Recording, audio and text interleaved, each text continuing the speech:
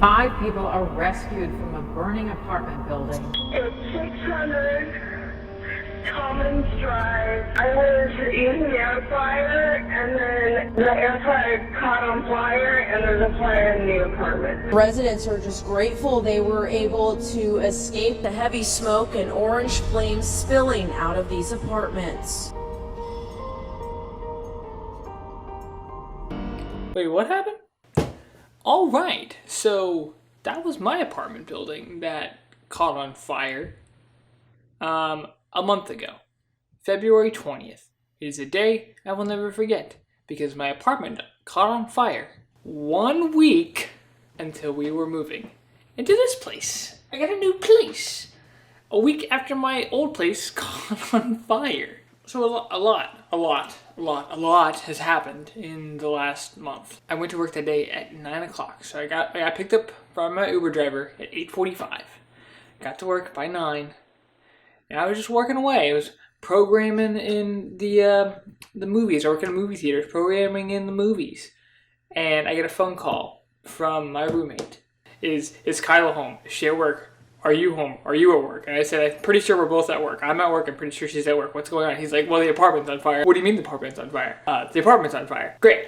So we got to go back to the apartment, and we waited in the office with everybody with the Red Cross. They were there, like, on site, like, right before even, like, most insurances were called. Because I hadn't even called my renter's insurance. Get renter's insurance if you have an apartment, for the love of God. It's like $10 a month. You can get a good $10,000 policy on your stuff. So we got to go inside to grab important documents, chargers, wallets, keys, anything that we left that would be safe to take, because smoke damage is the most lasting effect that can come from a fire. Smoke gets in your stuff, it's very toxic, it makes everything smell bad. And then we got a hotel for like a week, and that was really fun. So welcome to Casa de me and my roommates for the time being. Here's my little cutie. What's up, buddy? He knows there's a camera. He doesn't like it. The dresser here full of snacks because the cats will get into it. More food. We had to go out and get like clothes. Those are sheets. We had to go out and get our own new clothes for like work and stuff, because all our clothes are covered in soot and dangerous things. It's nice, quiet microwave with plugs.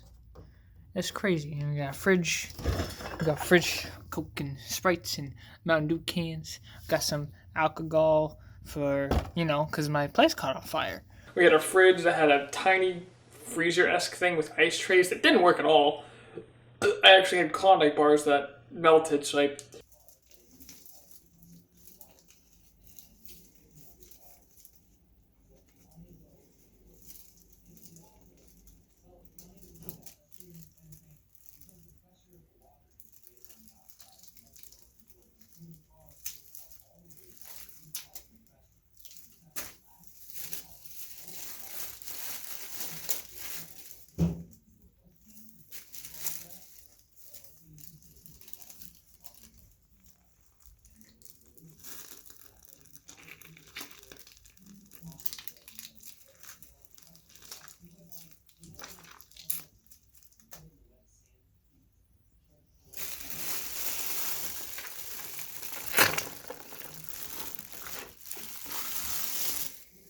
So during that week, I was just busy with phone calls because the renter's insurance was in my name. And there are four companies, 4 different businesses that I had to deal with. 1, the apartment complex. 2, my renter's insurance. 3, my housing. For like the hotel, the people who set up my place. Because that's not my insurance company. They hire another company to do that for me. I'm pretty sure it's called ALE. I worked with Resident Shield, QBE. Then... I don't know what they worked for, but Bruce Sluice, he was the guy that got to walk around our apartment with us, and we claimed stuff that we thought would be a loss. My roommate, who was home during the thing, he got interviewed. It wasn't really filling up our apartment yet. It was just kind of on the ceiling, but as I was leaving, it started like getting in more and more, so... Anything you've ever seen before? No, first time being in a fire. By the lady that day. That made my day. That was one of the funniest things I've ever seen. Preble says he's grateful he and his cats were able to safely make it out. They were just hiding underneath my bed, so I was able to grab them real quick and put them in the carrier and get out. He saved our cats. He said the first thing he did when he realized what was happening is he grabbed crates and he ran around scrambling to grab those cats and shove them in a crate and like run out our back porch. Because the smoke, he said, like when he woke up there was barely anything, but in the span of him running around to get the cats, it almost filled the whole room. I'm glad nothing got too serious. So everyone's okay. This has been weird for me to say for anybody who's asked, but I had literally the best case scenario in a fire. Very lucky in terms of being in a fire. Everything on the left side of that apartment complex went basically up in flames. The apartment across the hall, it was across the hall where the fire started, was destroyed. And my apartment was pretty okay for a fire. However, we did claim losses because smoke is a pain to get out of anything. So we lost our couch, we lost our mattresses. My video game consoles that were in the living room right in front of the doorway could have had a bunch of smoke built up inside the fans and ruined. And there was no electricity in the apartment, so I couldn't test them, so we claimed those as well. And that insurance check rang up for a whopping 10 grand for our new place that we had planned to move into just the week after a fire. I could not believe the circumstance, the timing. It's just so dumb that a fire happened and I planned to move out the next week. I couldn't get a lot of my stuff out of my apartment because it was, dangerous. But luckily we got most of everything. We just finished cleaning up, like washing all our clothes. We still have to go through boxes that smell like smoke.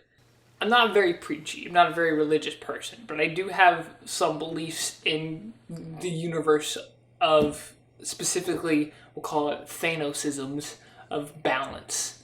We had everything planned. We had everything set up to move into a new, nice place. I'm gonna balance it out with a fire apartment. I get too much on fire. But hey, we still can't get our stuff. You can get like $10,000 and buy some new good stuff. Okay, and then, besides our apartment being on fire, the world caught on fire. You know what's going on out there today. We spent about $3 grand of that on new stuff, so we split the rest amongst each other, so we all have some nice leftover money just in time for everybody to be out of a job because places are closing. But I have this, we stocked up. We stocked up before everything went down to fill our new house. We stocked up everything, and then the world's just like, all right, now everything closed down. It's so bizarre and well-timed, and it bothers me, and I can't get it out of my head about how weird it is. I'm not a professional. I don't have anything to say on the whole thing other than just wash your hands. Be smart. Don't touch your face. If you need help washing your hands, I made a weird video on it. Well, I didn't make the video.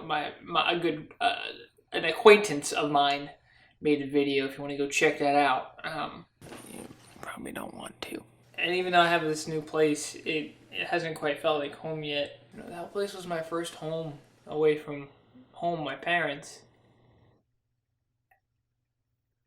And that's how I get to say goodbye. That's gonna be my last memory of that place. Is smoke and damage and fire and a mess and rotting food and that smell. And that's it.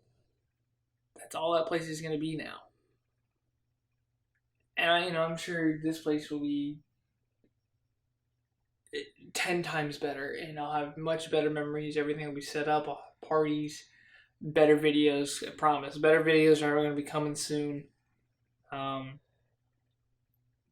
right now, it's only been a month, and I'm not over it. And I remember saying when the fire happened and we got in that hotel, a month from now, everything will be easy. Everything will be fine.